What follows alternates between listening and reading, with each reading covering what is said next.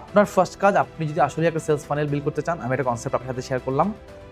আপনি আপনার গ্রুপে আপনার অডিয়েন্সকে আনেন, গ্রুপের ভেতরে তাকে কানেক্ট করেন, এনগেজ করেন।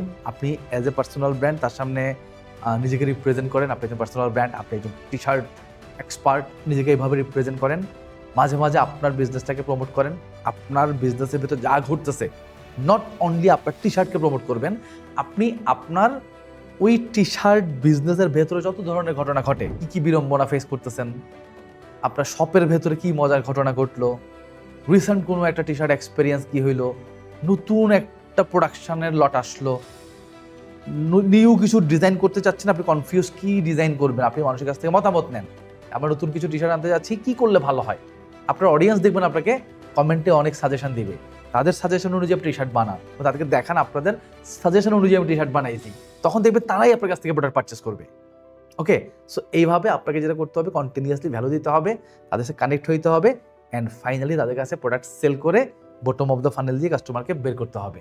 অ্যান্ড একবার বিক্রি করে ফেলার পর তাকে আবারও ভ্যালু দেওয়ার চেষ্টা করতে হবে, so that say second time আবার যখন প্রোডাক্ট কিনবে বা সেকেন্ড বার আবার যখন টি শার্ট কিনবে, সেজন্য আপনার কাছে ফিরে আসে। So this is the concept of sales funnel.